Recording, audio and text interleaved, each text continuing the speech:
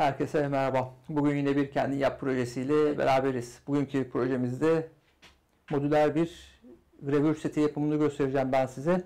Ama hemen önce hatırlatmalarımı yapmak istiyorum. Brespit'in bir tane Instagram hesabı bulunuyor. Bu Instagram hesabını da takip ederseniz beni çok mutlu edersiniz. Aynı zamanda bu ve benzeri projelere ihtiyaç duyan arkadaşlar için iletişim bilgilerimi videonun açıklamalar kısmına ekliyorum. Merak edenler girip oradan bakabilirler. Bu projemizde bir tane modüler gravür seti yapımını göstereceğim ben size. Ucu değiştirilebilen bir gravür seti olacak. Çeşitli formlarda uçlar da yapacağız buna. Daha önce el tipi gravür setleri yapmıştım. Bunun diğer projeden farkı bunun modüler olması. Bu projeyi benden genç bir arkadaşımız olan Muhammed Eren istemişti. Abi videoda benim adımı söylersen de çok mutlu olurum demişti. Buradan kendisine selam söylüyorum. Gövde için böyle imalat çeliği çubuklar kullandım. Kesici uçlar için ise 6 mm HSS pantograf kullanmayı tercih ettim. Bu HSS çubuklar kesildi. Taş motorunda ağız açıldı. Ondan sonra gaz taşıyla da bilendi. Zaten siz de nasıl yapıldığını izleyeceksiniz. Nispeten basit bir proje. Gelin şimdi dilerseniz projeye geçelim. Ardından zaten videonun sonunda tekrar birlikte olacağız.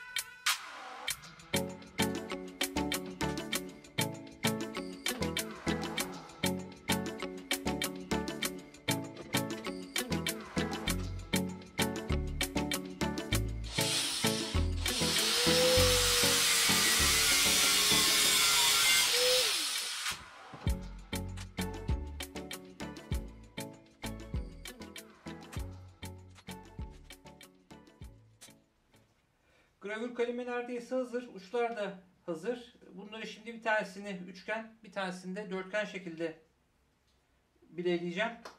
Ardından kullanıma hazır hale gelecek. İnce taş daha yapıyorum ve sürekli soğutarak yapacağım ki üzerinde mikro çatlakları olmasın. Ardından gaz taşıyla da ince bilemesini yapacağız ve proje sonlanmış olacak. Yine şimdi ilk başta bunları bir ağzını açalım.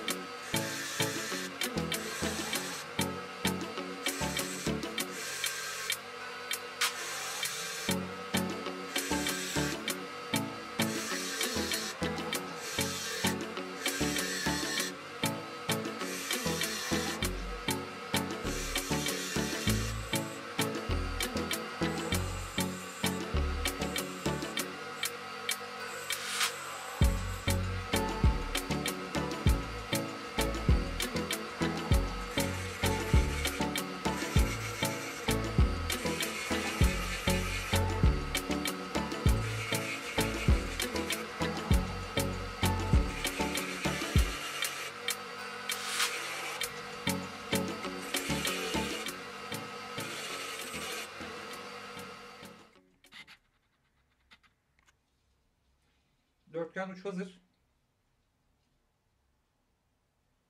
Şimdi bununla da üçgen olan ucumuzu yapalım.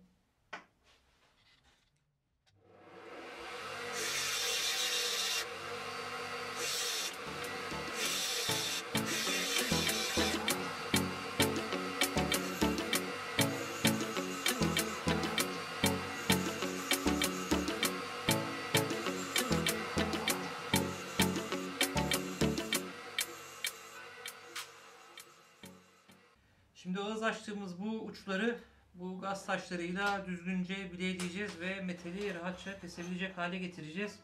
Ben bileyledikten önceki ve sonraki hallerini de göstereceğim size birazdan. Burada çok dikkatli oluyoruz ki açtığımız ağzı bozmayalım.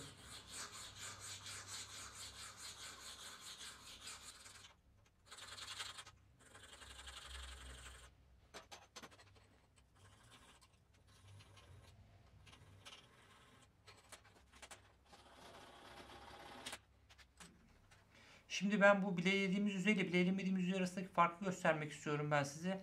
Az önce şurası kameradan görebiliyor musunuz bilmiyorum ama gaz taşıyla bileylediğim yüzey, burası da o yüzeyin ham hali.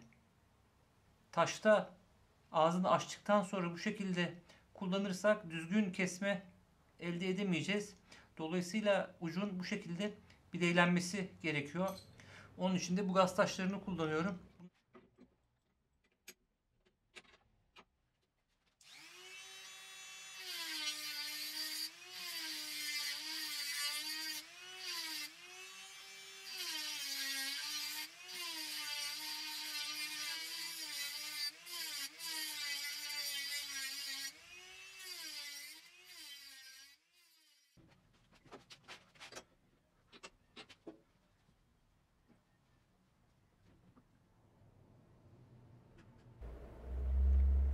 Gördüğünüz gibi çok zor bir proje değildi. Ben testini çelik, pirinç ve alüminyum üzerinde gerçekleştirdim.